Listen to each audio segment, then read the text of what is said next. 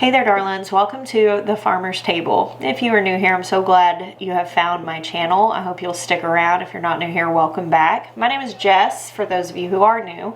And here on my channel, I share just real food, real life. I wasn't really trying to make a cooking show when I started this channel. I was more or less just trying to make dinner and offering you guys to pull up a stool and join me for that. Right now, I'm doing a lot of focus on good food for hard times, essentially things that you can cook to stretch the budget, as I know many people are really feeling the squeeze right now whenever you go into the grocery store. And then of course through the growing season, I talk a lot about what to do with the ingredients that come in when you grow your own food, because if you're going to get into gardening or raising animals or anything like that, it does not come prepared, it does not come packaged, it comes in its rawest form. And yeah, you got to know what to do with it. So that's what I share here, just kind of real everyday food for real everyday people. This video today, I'm going to do this kind of podcast style. So no pressure to watch. You can totally stick headphones in, do the dishes, cook your dinner, whatever. Listen to this while you're driving. You're not going to miss out on anything, not looking at the screen, just my face talking to you. I really wanted to talk in depth today about stretching the grocery budget, and not just that, but also just overall making do and getting through hard times, because the reality is no matter how hard the times are, you still have to eat. Your family still has to eat. So this is just it's an important thing to talk about, I think. Before I jump into the meat of it, I do want to address, when we are talking about food for hard times, when we are talking about budget stretching and about tips and tricks to stretch the dollar and to give your family nourishing food, even if your budget is low, that's not really the time for diet evangelism. I'm not a big fan of diet evangelism. Like when people are like ready to club someone over the head with what they believe is the right way to eat. I think it ultimately really discourages people, especially people who are really just like dipping their toe into understanding food.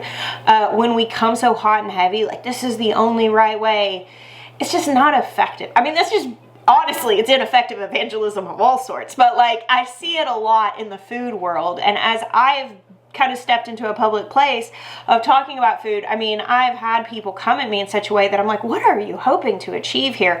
But it doesn't bother me as much when it's aimed towards me, because I know, I mean, I've been eating real food for a long time, trying to feed my family real food for a long time, growing food and being resourceful and all that stuff.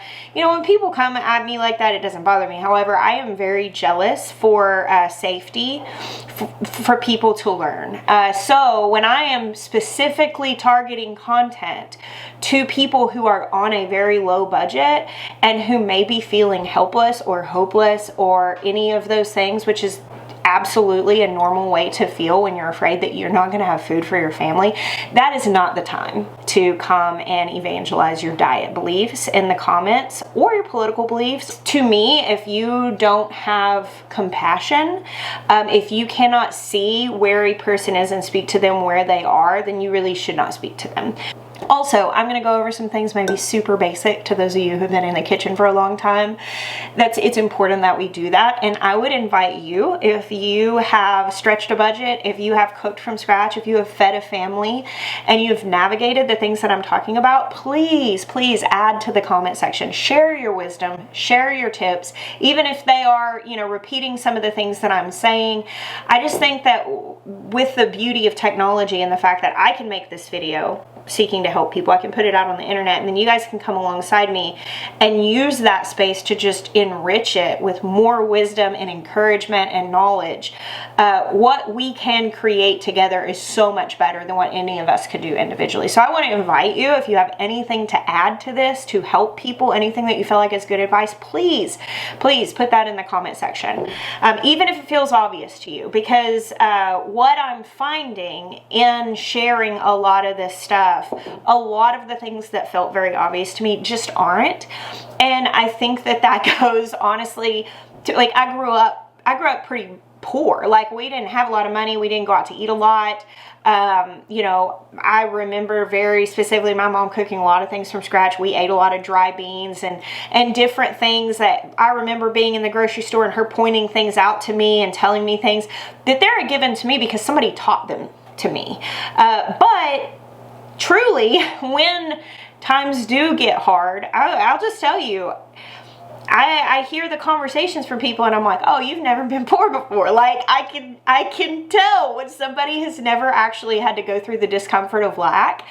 And I have come as an adult to appreciate the resilience that poverty taught me, honestly. Like, and as I've been preparing like the meals that I'm going to be showing and the different things, I've been doing a lot of like outlining and gathering information to do videos, because that's just how I do this. I kind of had a little bit of a moment whenever I was looking up like frugal meals and things, trying to like jog my memory. Is there anything that I'm not thinking of? And I'm seeing what people are calling struggle meals.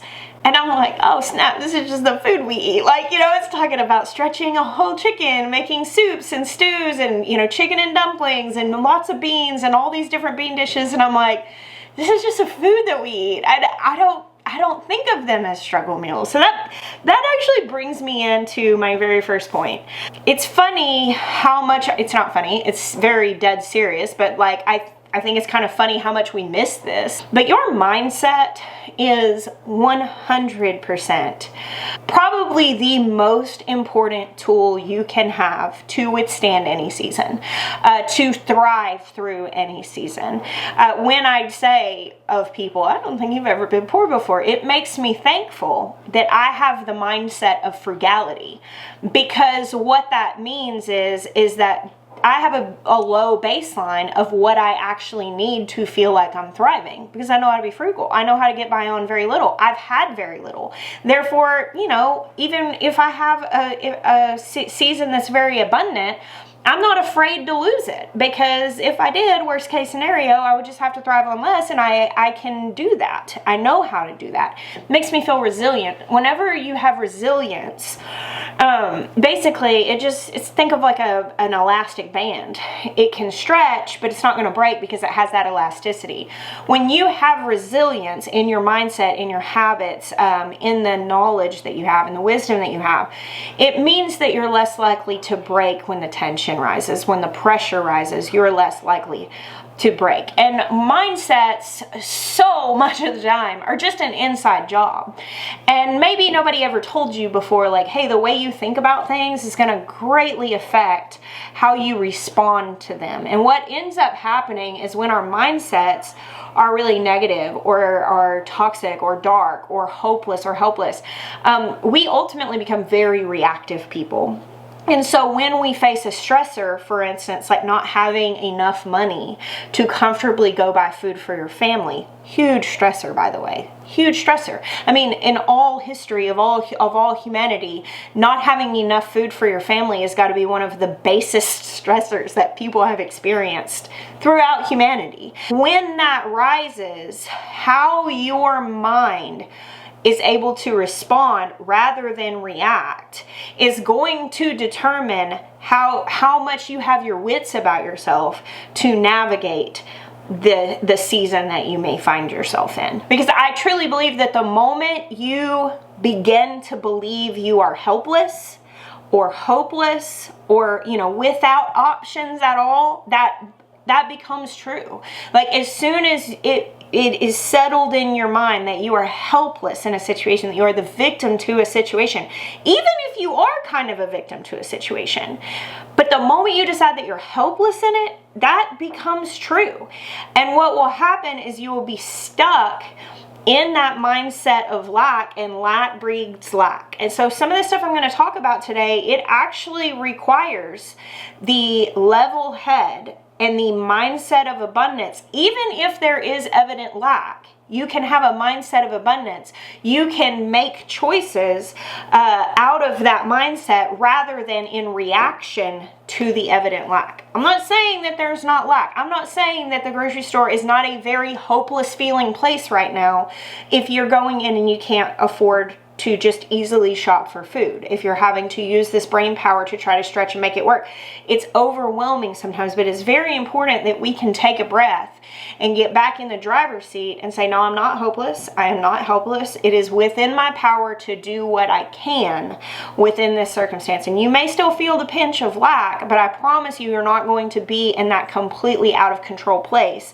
that you would be in if you just immediately bought in that you had no options and that this was an awful thing that was happening to you. And I've cried in grocery stores before. I'm just here to tell you, whenever I am sharing this stuff, this is the stuff that I have learned from firsthand experience in my life. Just for full transparency, we started making YouTube content on our main channel, Roots and Refuge. And about 2018, my first paycheck that I got from YouTube was in the $250 range. And I remember it blew my mind to have an extra $250. Prior to that, I genuinely would sit in like church and see someone come in with like a cup of coffee, or, you know, I would see people who wore new clothes regularly, or I would see the way some people seem to always have packaged things that they bought at the grocery store. And I would just be perplexed, like, how in the world do people afford this? Because we had just been so low income for so long that I just could not fathom how that even worked. And so the first time I made that extra $250, I just remember being like, whoa. Yeah, I can understand, like, if people just have extra money like this, that they could have things. So I'm telling you that little snapshot of my history, because when you have lived in that place, when you grew up in that place, when you lived as an adult in that place for the majority of your adult life, those frugalities, they don't leave you.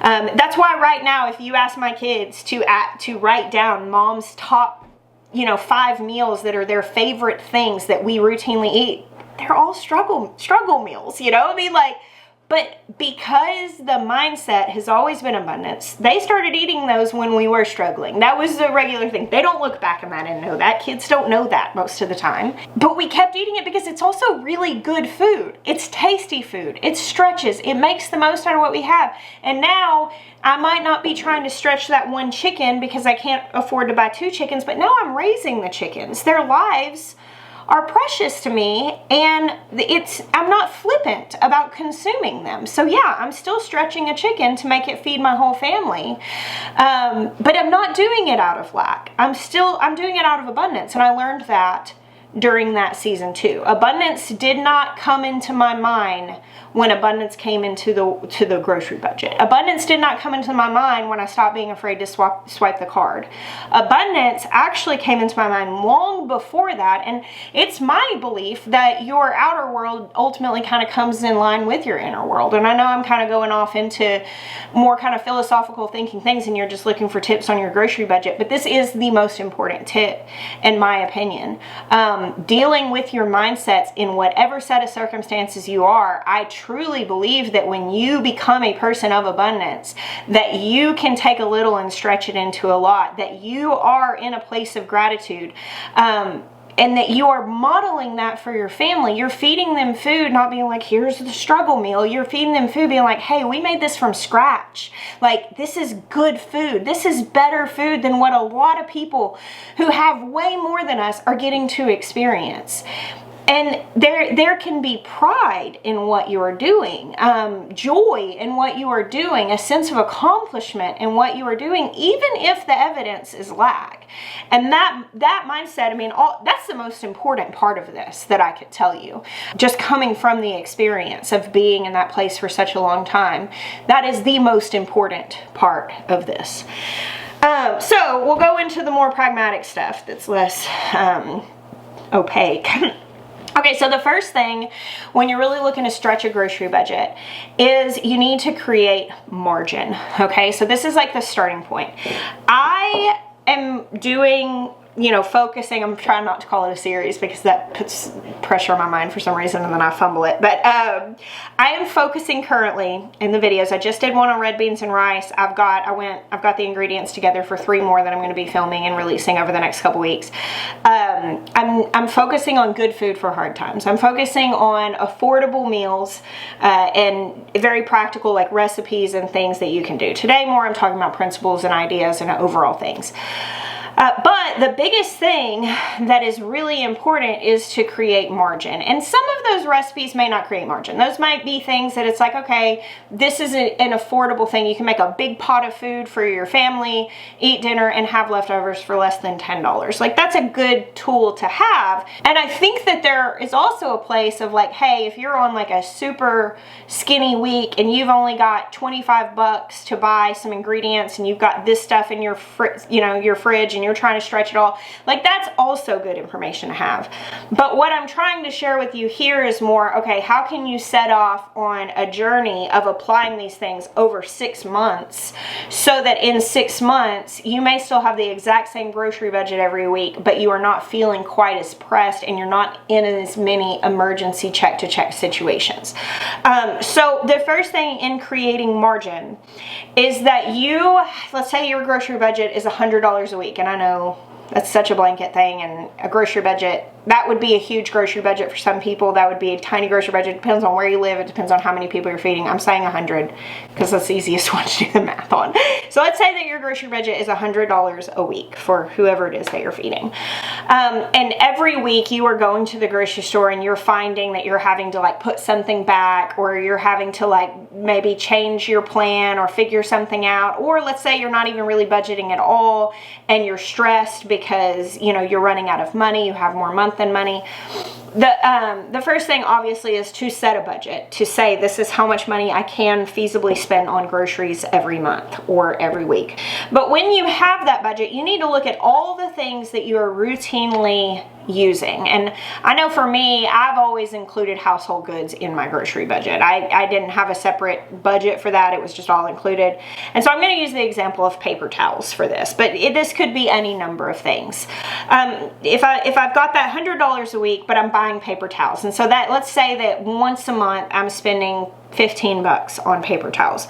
So what I'm going to do to create margin in my budget is I'm going to, instead of purchasing the rolls of paper towels one month, I'm going to take that $15 and I'm going to go over into the home goods section and I'm going to purchase a large package of flour sack towels, just little thin towels. And we are going to stop using paper towels. Now, in my house currently, we use paper napkins, we use rags and flour sack towels for cleaning counters, wiping things up, spills, all that stuff, covering a bread bowl, like any number of things. I keep paper towels. They are for grease, and they are for like nasty stuff that I don't want to have to wash out of a rag. Like a cat got sick. Like, yes, that is the extreme. That's what paper towels are for. Like, we do not pick up spills with those. We do not do anything that you can do with a rag. It's just for like the gross things I don't want to have to wash out of a rag. And with that being the case, I buy one big case of paper towels like maybe every 6 months. Like, we don't use them very much. That's the same roll that's been in the kitchen for quite a while, because that was a habit that I created when I was needing margin in my budget. We stopped using products like that. Whatever you have to look at and say, okay, I want to do this to create margin. Now, there are a lot of things that are going to create margin, but if you're on a week-to-week budget, it has to be got little bit at a time. So you take that $15 that you're not spending on paper towels, and you buy larger amounts of something, so you're paying less per ounce. You buy a larger thing of meat so that you don't have to buy it, and you keep saving that margin and rolling it back into some of these other tips I'm going to give you, so that in 6 months from now, you may look at your grocery budget or you may look at what you have in your pantry, because you've been able to start building a pantry. You've been able to start shopping sales. You've been able to put things in your freezer. You have a little extra. There's a little bit of wiggle room, and you start planning out of that. And what ultimately happens is it gives you more and more margin that you can stay ahead of the curve rather than constantly trying to catch up. Because when you only have enough to live week to week, you are automatically going to fall prey to having to buy convenience foods, having to buy prepackaged things, having to go the lowest route of, okay, I need to spend the least money today on these basic things that I need, and there's no margin for me to do some of the things that could save me money because they cost more up front. And this is ultimately how poverty, and this, I go back to mindsets, this is how poverty mentality ultimately keeps you trapped in a place of, you know, week to week, because you believe, well, I have to do this way. I can't break out of this. I can't create margin in my life. Now, you may have like a tax return or a small windfall where you get $100 and you're like, okay, I'm going to roll that into margin and get ahead and buy some things in bulk. And that's great, but you don't have to do that. You can create margin little by little by little. And it may require doing without some things at the beginning to create the margin. Things like, okay, I'm going to use rags instead of paper towels. But as time goes on, ultimately what that margin creates is for you to have to do without less. Which leads me into the next point, and this is so important to understand. The most expensive thing that you are paying for at the grocery store is convenience every single time. When you talk about spending like frivolously at the store or extravagantly buying food at the store, the average person is not being extravagant by eating filet mignon and caviar for dinner. Like that's not the common extravagance. Actually, where most people are spending in excess that they don't actually have to spend is they're paying for conveniences. And this is literally everything in the grocery store. So if you go in, you can buy a 5-pound bag of carrots. And I'm going to use prices that may be wrong. But if you go into Walmart, you can buy the big bag of unpeeled carrots for around like $5, and it's a 5-pound bag. So you're paying roughly $1 a pound for those unpeeled whole carrots. Or you can buy a 1-pound bag of the same exact carrots, unpeeled, for like $1.78. So now you're paying $1.78 for 1 pound, and these prices may be off at this point. Or you can pay $2.50 for a half a pound of carrots or 1 pound of carrots that are cut in matchsticks or that are cut with little ripple things. So when you look at that, okay, you pay less per pound by buying bulk. You pay more per pound if you only need a little bit, and you pay almost twice per pound, the highest amount, if you are paying somebody to do the prep work for you. And it's across the whole store. I mean, we do like routine grocery store challenges where we'll go a couple months and I'll only buy bulk ingredients and use what we grow. And I just will not step foot in a grocery store. And I'll still buy bulk to keep my pantry up. I don't like draining my pantry, especially when things are like increasingly getting more expensive. I just don't think that's for me. When I do go back to the grocery store after kind of detoxing from it, is the best way I can put it, I go in and I'm like, oh my gosh, I can make that, I can make that, I can make that. Because those grocery store challenges really challenge me in all the areas where I am leaning into conveniences.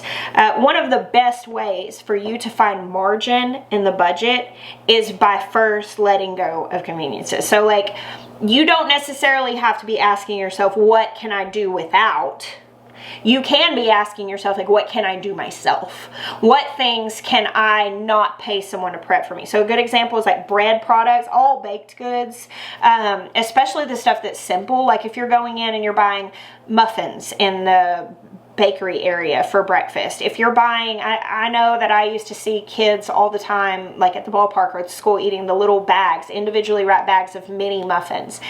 And like when you really think about that whole box, because they are baked for you, and then they're parsoned out into individual amounts, you're paying, you know, what, $5, $6 for what is essentially 50 cents worth of muffins because they baked them and they put them in the little packages. Baked goods is one of the best places to find margin because even bread is really affordable to make. I have a really good recipe. That video that I have shared had lots of people comment that it was the first bread that they've ever had success with. I'll put a link to that. And if you were buying, let's say of your $100 a week, you were spending $5 buying bread and you start making those at home and it only costs you $1 to make them, you just freed up $4 of margin every single week.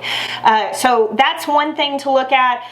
Seasoning packets and baking mixes, those are two areas where somebody else is mixing the ratios for you, and so you are paying a premium for those. If you want to make chili for dinner, that's a pretty cheap dinner, and you go and you buy the little packages of chili seasoning. I would say the number one ingredient or the second ingredient in most packages of chili seasoning is some sort of stabilizer or thickener.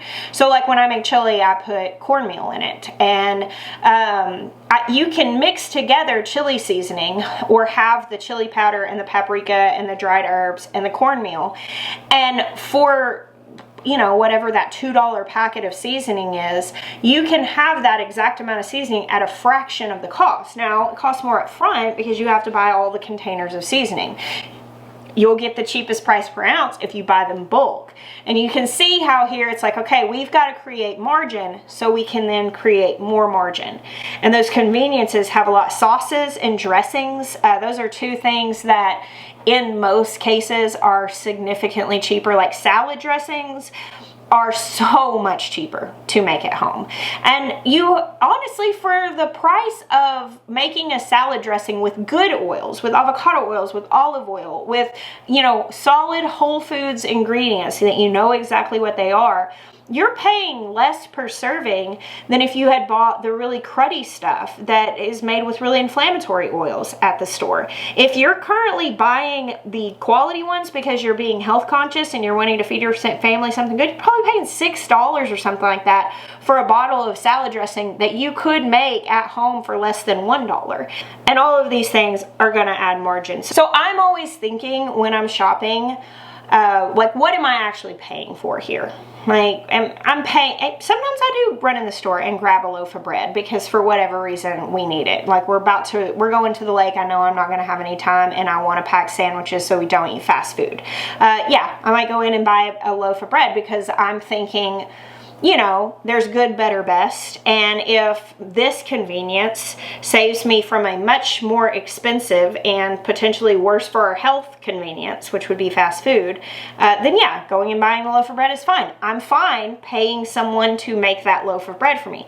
Now, if it's a random day, I know I have time to make bread, I'm going to challenge myself and say in the store, if I feel tempted to lean into that convenience of like, oh, that'd be one less thing on my list of things to do, to stop and say, hey, you do not have to pay them $4 to make your bread for you. Like, you can go home and do that yourself. And that's kind of just always in the forefront of my mind. What am I actually paying for? Because if it's convenience, I need to really weigh out, is this convenience something that I actually need?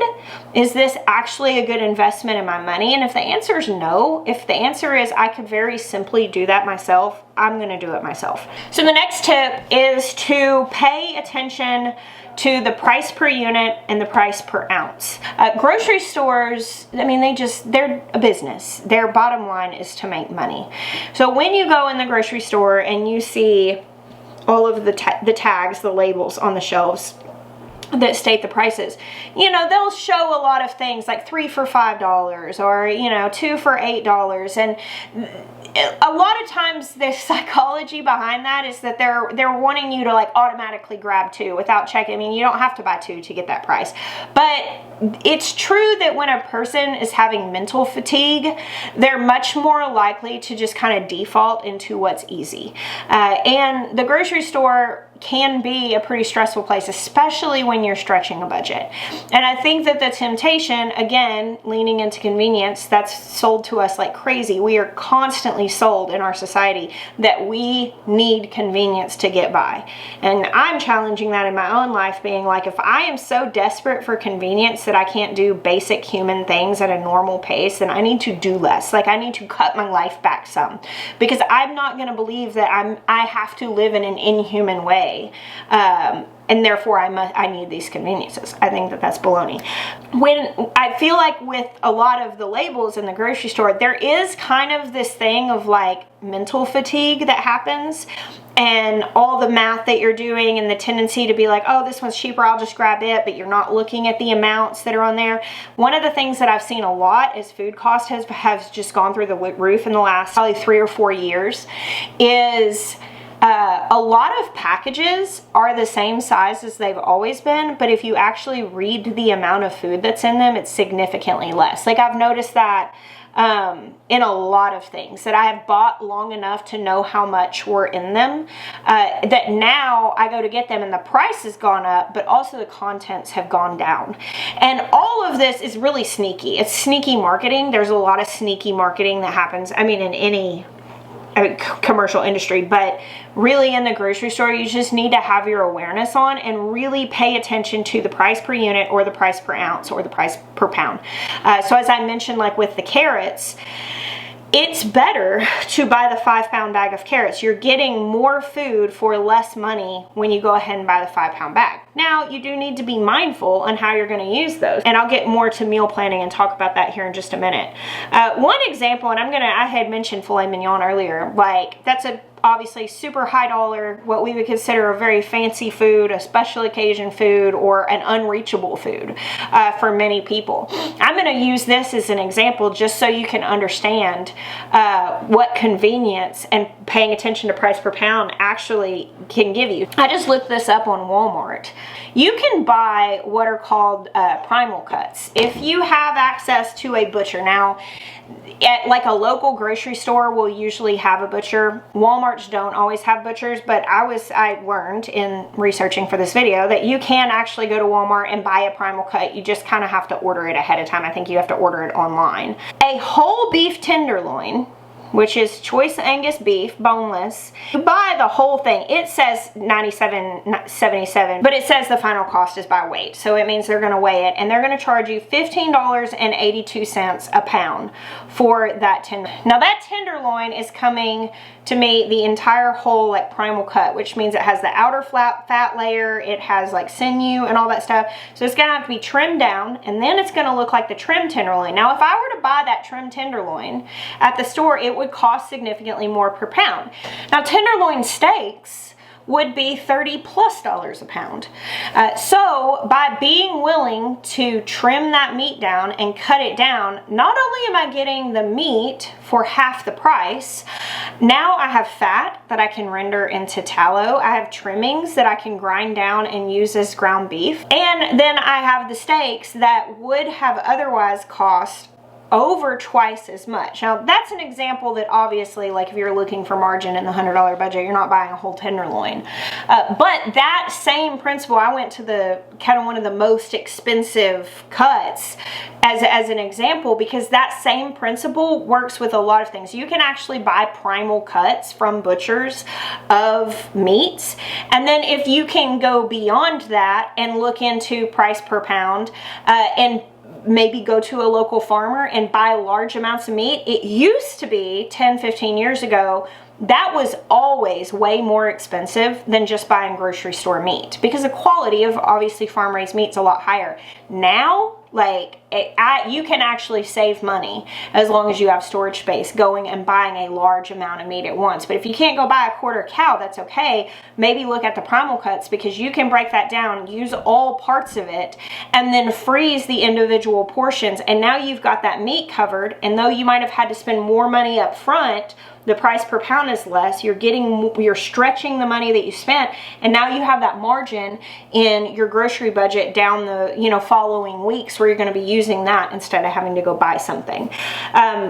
Everywhere you are shopping in the grocery store, paying attention to the price per ounce that's always listed there on the tag can save you money. Sometimes it doesn't matter. I mean, rarely, but occasionally you'll look at the large bulk option and the price per ounce or price per unit is higher than the smaller one, in which case, yeah, just buy the smaller one. That's fine. You don't save any money by buying the bigger one. You save time, you save brain power, you don't have to think about it again.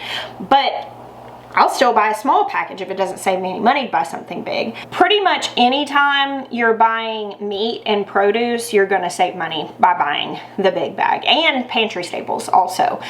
So, one 5-pound bag of flour, the price per ounce or price per pound is significantly higher than if you buy a 50-pound bag of flour. So with the price per ounce and going for the lowest cost, leading you to buying more in bulk, using your margin to buy bulk bulk to create more margin. You may need to look at where you're shopping. Look for stores that specifically sell bulk things. So if you live in a part of the country that has like a large LDS community, like they have stores that are open to the public that you can go buy bulk. I know that if you live in a part of the country where there's a large Amish community, a lot of times there are stores that they have where you can go buy bulk. Some communities just still value that a lot higher than just like the mainstream. So sometimes you may need to branch into some of those places to look for options. For me, we have what's called a U.S. Food Chef store, and it's essentially, it's open to the public, and it's a restaurant supply store. So lots of people who have restaurants shop there for their supplies. And I can go buy a 50-pound bag of King Arthur flour there for, it's probably up to like, it's less than $40. I think it's in the $35 range. Whereas a 5-pound bag of King Arthur flour just at the grocery store would probably be pushing something like $8. So I'm paying well over $1 a pound if I buy it in the small containers. But if I go to the restaurant store, I'm paying well under $1 a pound. Same thing for stocking a pantry with rice or beans. I like to shop from Azure Standard for these things. I'll put a link to that. I've done some haul videos on this channel before, and I'll have a haul video coming up. I haven't ordered from them in the last couple months because I need to clean out my pantry, but you really need to know what things normally cost before you start shopping there, because it's not automatically a better deal just because you got it from Azure Standard. But I will say, for staples, for dried beans, for grains, for rice, for wheat berries, for the grain mill, they have really great prices for those kinds of things for stapled. For the prepared foods, where you're paying for the convenience, they're not necessarily as good of a deal. For things like butter and dairy products or anything like that, I've found Costco and Sam's Club to be better for those things. But for the dry goods staples, they are really great. And whenever you do get into bulk buying, obviously you are going to have to go to these specialty places, order them, go to these other stores. But the beauty is that when you really start building a pantry, it creates so much margin to have these staples to pull from and not have to constantly put the same things back on your grocery list week after week, where you're buying the smallest amount and paying the largest per ounce or per pound for those. All right, so next, shop sales, closeouts, and seasonal deals. Having a little, like just being a little savvy when it comes to shopping can really save you a lot of money. And I'm going to give you guys some of my tips, and I will tell you I was shameless. I was shameless when I was in a place of like really getting into food, cooking from scratch, really wanting to feed my family real food and whole foods, and being on an extremely limited budget, and really honestly not having enough money to do what I wanted to do, and not having the ability to go buy a quarter cow or create a lot of margin by buying bulk right out of the gate. I was pretty shameless. So you might not want to do these things. That's completely okay. Talk to the managers at your grocery stores, the produce manager, the meat manager. Ask them when they mark things down. A lot of times they do it cyclically. And if 4 of the managers blow you off, but the 5th one gives you this information, it was worth asking.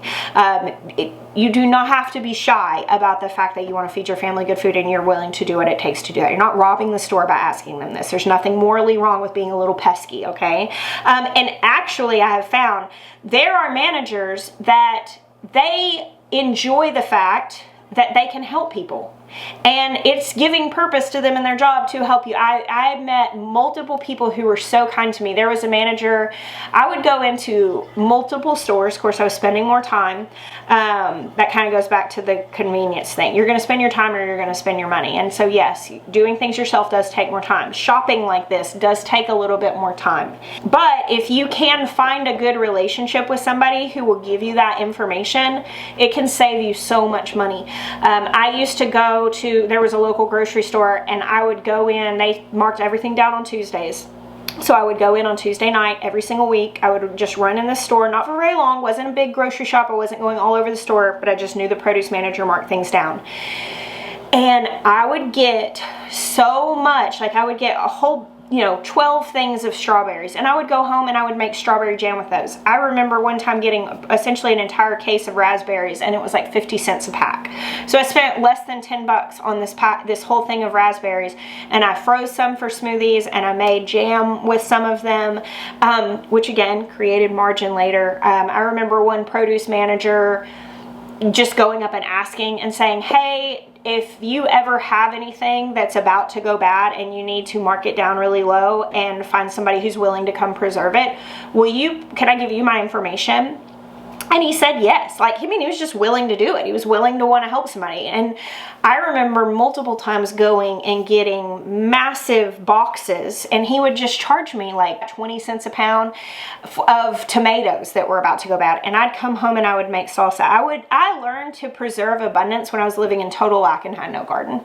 Partially because the kindness of people, partially because my own persistence to like find a way. I think that if you're really going to shop sales, closeouts, and seasonal deals, being willing to go into more than one store to do your grocery shopping is a big thing. Finding a few stores that are close to each other. Obviously, if you're spending a ton of money and gas driving all over, that's cutting into your savings. But if you can have a couple stores that are close by that you can run into and check different things, again, you're not paying for convenience there. You're dealing with the inconvenience so that you can pay less money.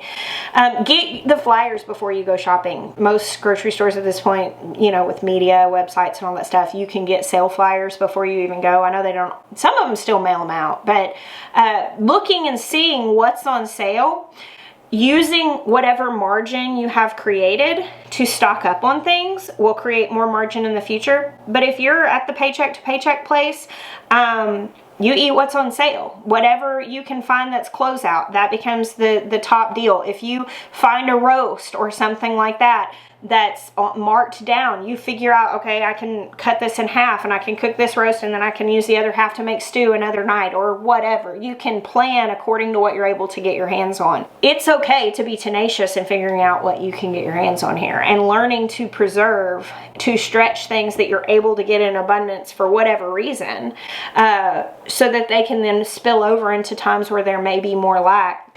Hey guys, editing Jess here. I wanted to put a little more information in this section that I missed whenever I filmed this originally. Within the vein of shopping sales and closeouts and stuff like that, also shop seasonally. Back at Thanksgiving, I was in a local grocery store, and one of their, what is called like a loss leader promotions, was that they had sweet potatoes on sale for like 19 cents a pound or something just crazy low.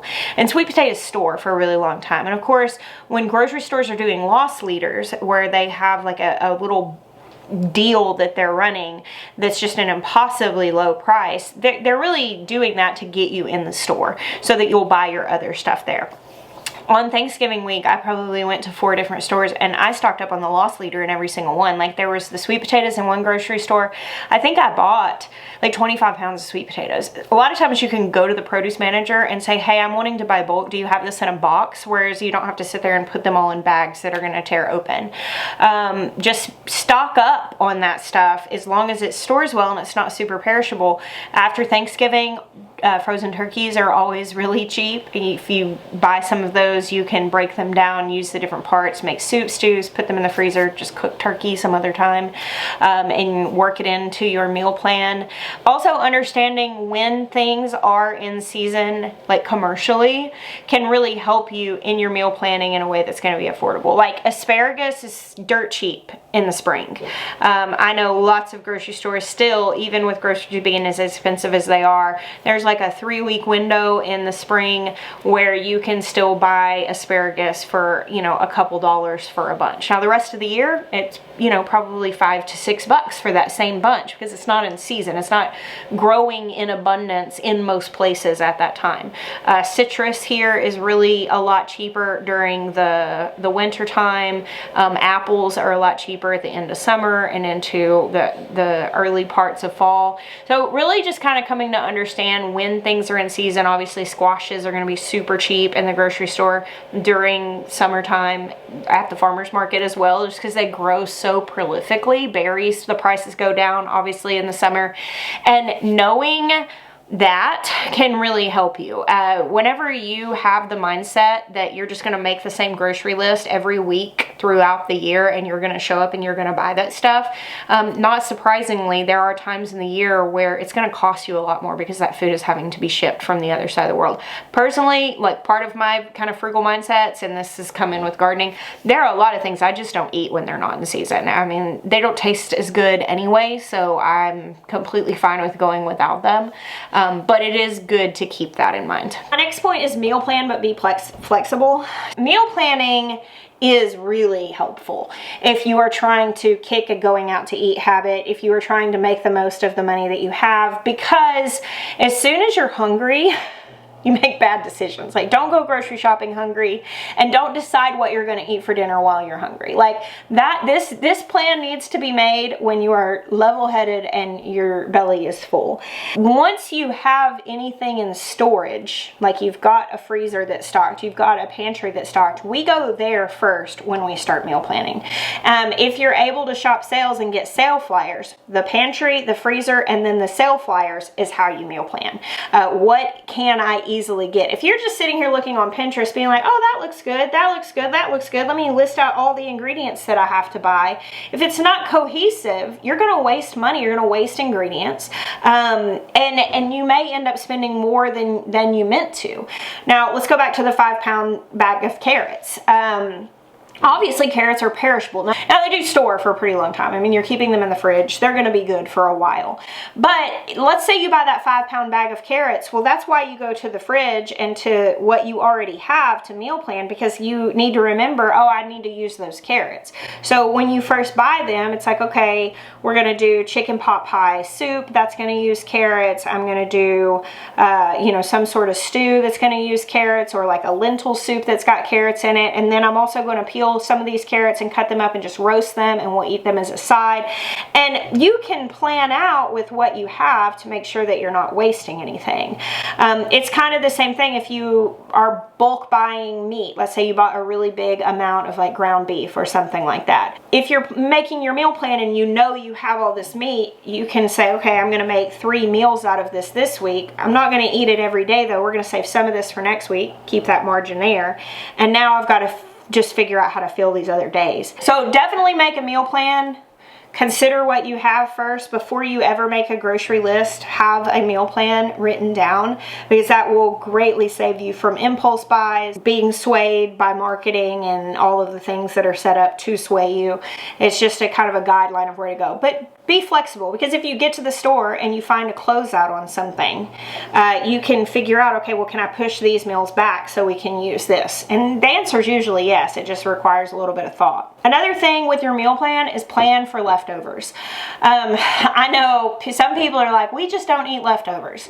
Well, that's one of my frugal things. I get it. Like, I get that you might not want to eat leftovers. We eat leftovers in this house. It was not always the case. My husband did not like leftovers when we first got together. And now he eats leftovers. I eat leftovers. I like leftovers because I like a meal that I don't have to cook right then. But my kids don't ever even question it, because it was just very much the culture of our home. And especially, when you're on a tight budget, it's like, hey, we're not going to throw food away just because you don't feel like eating it again. When we started growing our food, I'm like, no, we worked way too hard on this to throw it away just because you don't feel like eating it again. If you hate leftovers, an air fryer is your friend. It heats up leftovers 1,000 times better. The food is as delicious as it was when it was fresh. I personally feel like a lot of things taste better the next day once they've had a chance to kind of meld together. But cooking meals that you can easily eat leftovers. I made that red beans and rice video the other day. Red beans and rice are so much better the next day. Any stew or soup or anything like that where the flavors can marry. A lot of times I'll go ahead and just double something when I'm making it. And you can freeze individual portions if you really don't want to eat it the next day. If you really aren't going to eat it for lunch the next day, just freeze them.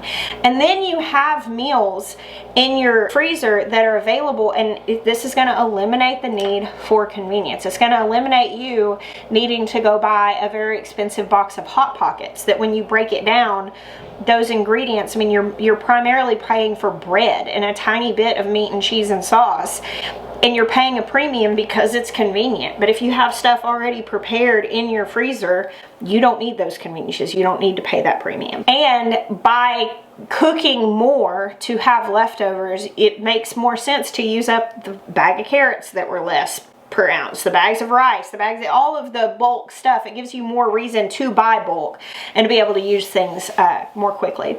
Now, I would be remiss if I did not mention this in a stretching the grocery budget. I'm a huge proponent for gardening. If you've been with me through my other content through the years, you know I am all about the garden. I love the garden. And while it is absolutely true that you could easily spend gobs of money on a garden and it would not yield a lot of savings, if you do come at it with a very frugal approach, you can save a lot of money in gardening. I joke when the cherry tomatoes come on, you know, I grow cherry tomatoes, and I vividly remember one of those little blister packs of cherry tomatoes that were like at the time $3 or $4. That was like a real luxury for me because it was just this snacky thing that didn't really fill a meal. It was just something I wanted, and I would let myself work that into the budget like occasionally, but I wouldn't even buy them weekly. And now I feel so cherry tomato rich whenever I'm pulling in like 5-gallon buckets of tomatoes and I'm looking at them going, oh my gosh, like this is $200 worth of cherry tomatoes. And then of course it gives you just so many opportunities to put up the abundance when you have it, to create margin in your budget.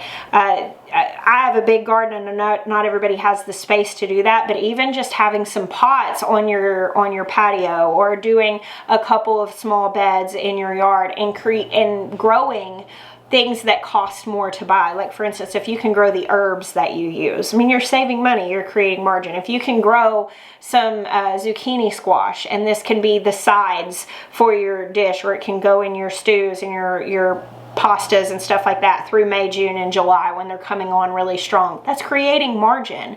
And a lot of these things, the input to the yield, it's a good deal. The amount of work that you're going to put in. Of course, if you're going to, you know, build a beautiful garden and all that stuff and put a ton of money into it, it might not seem like it's lucrative right off the bat, but truly I have felt the benefit financially of the garden over and over whenever I'm bringing in what I'll look at this entire counter here covered in sweet potatoes and be like, wow, how much would it have cost to buy these organically? The things like tomatoes, the things that really can be very expensive. Big heirloom slicer tomatoes are expensive at the store, and if you can grow those and you're eating them on sandwiches every day and you're not having to buy them and you're making the bread, you are creating so much margin for yourself by making that yourself. So I do have another YouTube channel if you are only from here. It's called Roots and Refuge, and we do lots of gardening there. So if you're looking for somebody to hold your hand through that as well, I would love to do that. I know for a lot of people, whenever they have largely been living on convenience foods and buying bagged meals or pre-prepared things, the idea of learning to cook from scratch is like super overwhelming to them, and they're like, I just don't know that I can do that. How you frame something, it just really changes your response to it. Again, if you're in a place of being super reactive, you may really miss out on something that could be a huge blessing to you. Like, people are not just born cooks. Like, and yes, there are people who have like proclivities to things for sure. But like for me personally, I was not the person who was like, I just love to cook. I did not. I loved convenience. I loved ease. Now, I loved to eat good food, but I remember a significant amount of my life that my idea of good food was what they had at restaurants, and what I was making at home was really just to fill the hole. And so, of course, I was constantly leaning into conveniences, to bagged things and opening cans. And for a while, that's what I felt like cooking really was. It wasn't until my second son had food allergies and I started to really have to read labels that I started to be like, man, why is all this stuff in our food? This is not good for us. I'm not even connected, honestly. I'm just being completely transparent. I had not even connected how much money I was spending on conveniences. I was week to week at the grocery store just trying to get by, buying as much convenience as I possibly could, not even thinking about nutrition and health.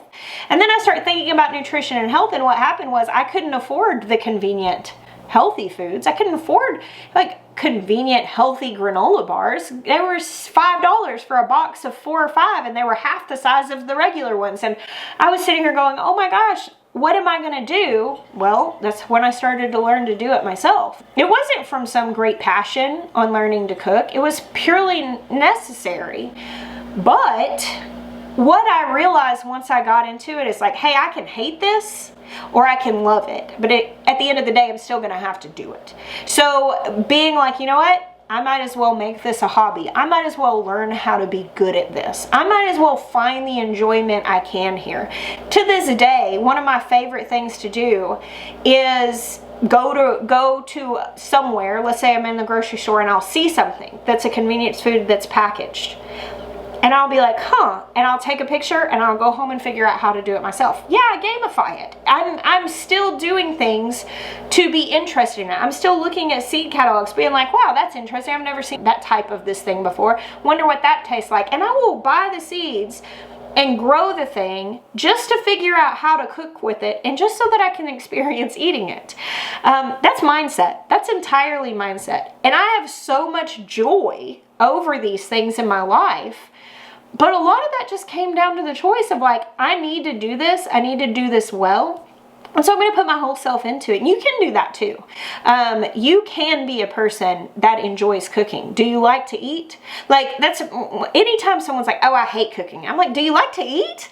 Because I love to eat. That is the drive here behind what I am doing. This is not, I love to cook. Heck, it didn't even start as I love to garden. I didn't even start gardening because I love to garden.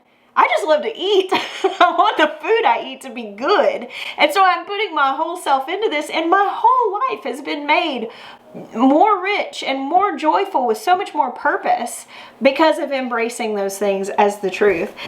And then that kind of segues into my last point. This way of living, having a stocked pantry, having a stocked freezer, not believing the helplessness of poverty, but instead choosing to break the cycle by strategically creating margin for yourself that you can live in abundance. All of these things, they lead to a much healthier way of living. Even if you had to turn to it because you were struggling, eating real food is so much better for you. The convenience foods that are sold, that are shelf stable and pre-prepared and all of those different things, they're not good for the earth, and they're really, in a lot of cases, not great for our body. A lot of times there are chemicals and additives and preservatives and things added to those things to make them more shelf-stable, to make them more convenient, that they're not great for us. And this is where I get kind of touchy on the diet evangelists who come in and start to say, oh, but you know, organics and this and that, and make sure that's the highest quality ingredients. I do actually believe in eating the highest quality ingredients that we can. I do actually believe in sourcing things really well, but I think the biggest leap, the biggest and most important leap we can make for health and for frugality and the freedom that comes with being frugal is the leap from convenience to doing it ourselves. That makes such a massive difference. And yeah, then improve the quality of the ingredients after that, and those are going to make, you know, they're smaller leaps to better and better and better. But that leap from being dependent on convenience and living, you know, check to check and not having any margin anywhere in your life to the place of being able to cook from scratch and building a pantry and storage in your home. The average home in America has less than 3 days worth of food in it. The average grocery store in America has less than 3 days worth of food in it. Like, I mean, and you see this anytime it's going to snow, anytime there's going to be a storm. You saw it during COVID.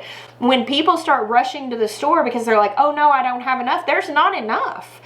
So living in that place where it's just little to little to little and living on whatever conveniences we can, it puts us in a really vulnerable place. But making that leap into this skill set and then training your mind to think how you can best engage in food in a way that there's joy and fulfillment and gratitude, where you don't ever feel like you ate a struggle meal, that leap is huge. It is huge for you. So much of what I'm talking about today could also be said of, hey, do you want to start eating real foods? Hey, do you want to start minding your health? Hey, do you want to start being aware of what's going into your body, into your family's body? It's the same steps is what I'm talking about in stretching the budget. They go hand in hand. I will cover more like, you know, practical little things and how to use dry beans and all those different things, because the actual ingredients that you're buying are also important. You know, I mean, I could list off, I had a couple things I started to list, you know, like fruit is a snack. Like, you don't have to buy box snacks for your kids. Like, they can eat a banana like that. Like, there are things like that that are just also frugal minded, but also real food minded and health minded, simplicity minded. It doesn't have to be fancy. But more than anything, these steps and these points as a way of life are going to stretch the grocery budget in just a truly incredible way. And as you gain these skills, and as you learn to buy bulk, and as you learn to be mindful about everything that you're purchasing and use every bit of what you had, like trimming fat off of a roast and then rendering it instead of just throwing it in the trash, as you continue to do that and you start thinking how much every serving costs, and you start realizing, oh, I could do that myself and create a little more margin, and it becomes something that you feel empowered by rather than victimized by. Overall, I just think that this would make for a much more resilient way of living.